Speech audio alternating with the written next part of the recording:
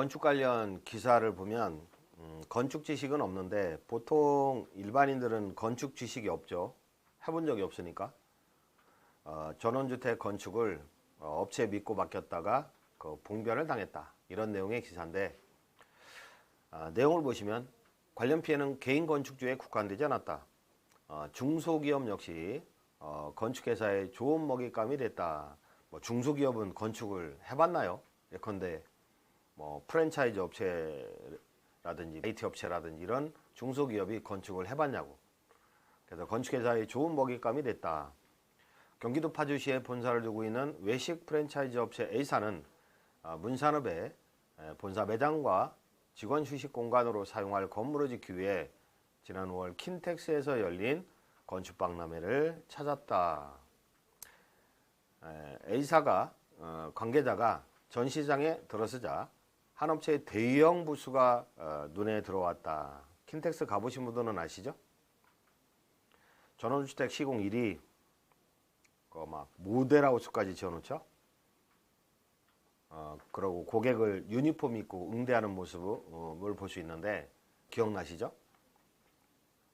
이런 건축 박람회는 사기꾼 업체들이 신분 세탁을 하기 위한 박람회라고 저는 개인적으로 생각합니다.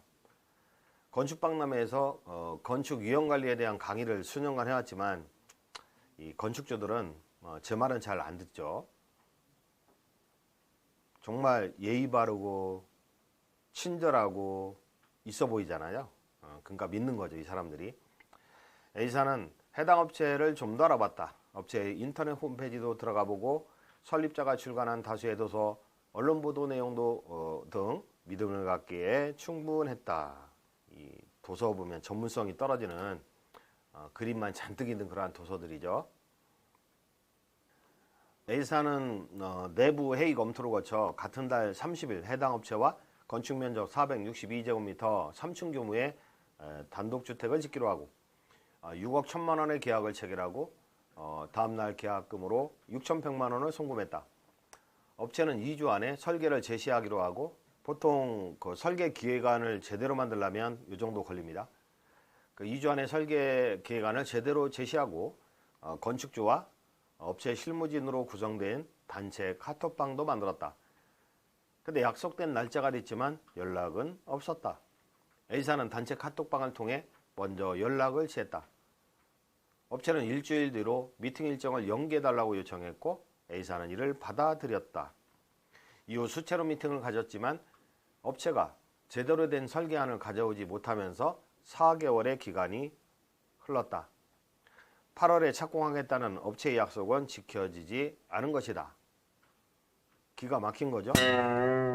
대형 모델하우스 지어놓고 유니폼 입은 여러 상담자가 상담하고 주택건축 업계 1위라고 광고하고 이런 업체가 이런 짓거리를 하고 있는 거죠. 결국 A사는 계약 해지를 업체에 통보하고 계약금 돌려달라 요구했다. 그러나 업체는 A사의 귀책 사유를 들어 아니 건축주가 뭔 잘못이 있다고 귀책 사유를 들어 계약금 50%에서 설계비를 제외한 뭔 설계를 했다고 1,675만 원을 지급하겠다고 통보했다. A사 관계자는 건축주죠. 계약 직후부터 업체는 공사를 추진하려는 적극적인 자세도 보이지 않고 일방적으로 일정만 연기했다며 이는 계약금만 편취하려는 명백한 기망행위라 지적했다.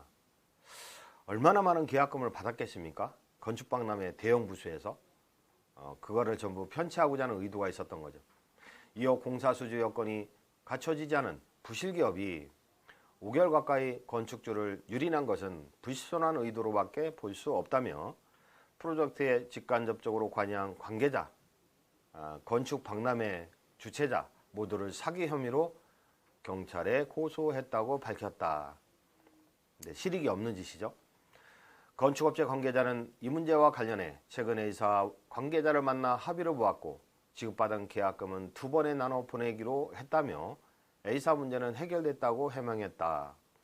이와 관련해 A사 관계자는 CBS 노컷 뉴스와의 통화에서 업체는 전체 계약금 6,100만 원 중 인건비 등을 제외한 4,500만 원만 지급했다고 했고 우선 2천만 원을 돌려받았다며 추후 나머지 금액을 받는다 해도 시간적 경제적 피해를 보는 것은 마찬가지라고 말했다.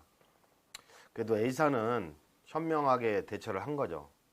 계약금을 주고 돌려받기 쉽지 않으니까 계약을 해지도 못하고 끌려다니는 일반인들이 많은데 그 A사는 계약금 상당 미만으로 손해를 보게 되니까 현명한 대처를 한 겁니다.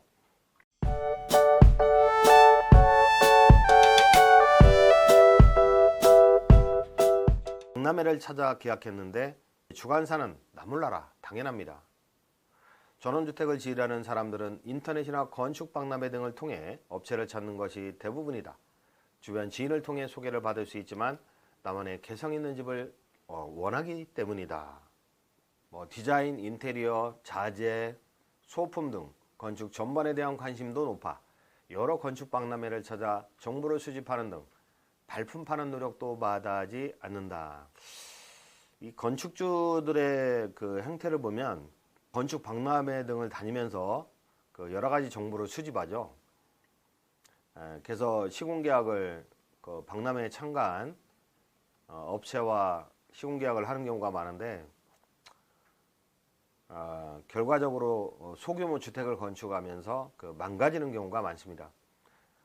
설사 준공을 했다 하더라도 그 6개월 공정인데 12개월, 15개월 걸렸다든지 또는 추가 공사비로 다 빨렸다든지 어렵게 준공을 내는 경우가 많고요. 그 다음에 연세 좀 있는 건축주들은 동네 부동산에 소개를 받거나 또는 건축사 소개를 받아서 그 업체와 계약을 하는 경우가 많은데 거의 대부분 그 소개피를 먹거든요. 그 부실한 업체가 그 덤핑 수주하는 경우가 많습니다. 역시나 준공을 내지 못한다든지 했다 하더라도 여러 속을 썩게 되는 거죠. 경제적 피해를 보게 되는 거고, 나름 열심히 건축 지식을 쌓는다고 하지만 막상 주택을 짓게 되면 건축업체의 모든 일을 막 믿고 맡기며 집이 완공되기만을 기다린다. 업체한테 전부 맡기고 기다리는 거죠. 내 집이 잘 지어지고 있는지 현장을 찾아 둘러보기도 하지만 바쁜 일상에 매일 현장을 찾는 것은 현실적으로 불가능하다. 근데 현장을 매일 찾는다 하더라도 건설에 대한 지식이 없기 때문에 별 소용은 없습니다, 사실. 또 신경 쓰는 것도 귀찮아 하는 건축주들도 많다. 때문에 일부 건축회사는 이런 점을 악용해 설계와 다른 저가 자재를 쓰거나, 저는 그런 경우도 당해봤는데 그 라임스톤으로 시공을 해달라 처음부터 처음부터 그렇게 반영되어 있고, 근데 그 드라이비트로 시공을 하더라고요. 그래서 이거 라임스톤이 아닌 것 같다 하니까 그 건설사가 뭐라고 하냐면 이게 라임스톤입니다. 그 모양은 라임스톤이죠. 그렇게 얘기를 하더라고요. 그래서 뭐 도급계약 해지하고 소송합니까? 그 소송해봤자 실익이 없습니다. 이게 우리나라 현실입니다. 손해배상으로 인정받는다고요? 그거는 라임스톤 시공했을 때의 감정가와 드라이비트 시공했을 때의 감정가의 갭, 그 차이만 물어주라는 게 우리 판례다 보니까 그 차이는 변호사 소송 비용도 안 나옵니다. 이런 거를 잘하는 게 건설업자들이죠. 그래서 다른 자재를 쓰거나 그 공정을 축소하는 등 소비자를 기망합니다. 하청업체에 대금을 제때 지급하지 못해 공사가 중단되는 사례도 빈번하다. 대부분 그렇죠. 하도급 업체에 그 잔금을 안 줘요. 그러니까 공사가 중단되는 경우가 많죠. CBS 노컷뉴스 취재 결과 공사 중단으로 피해를 입은 건축주 대부분이 건축박람회에 참가한 업체와 계약을 한 것으로 파악됐다.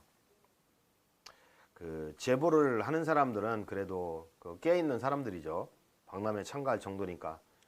근데 제보를 안 하고 당하는 사람들은 부동산 소개를 받았다든지 해서 부실업체와 계약을 하는 경우가 사실은 더 많습니다. 일반인은 공신력을 가진 박람회에 부실업체가 참가할 것이라는 생각은 꿈에도 못한다. 그죠?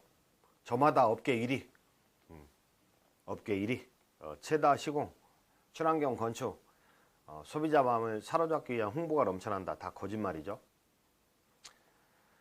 그러나 막상 박람회에 참여한 업체와 계약 공사를 진행해 피해를 입게 되면 박람회를 주최한 주관사는 아무런 책임을 지지는 않습니다.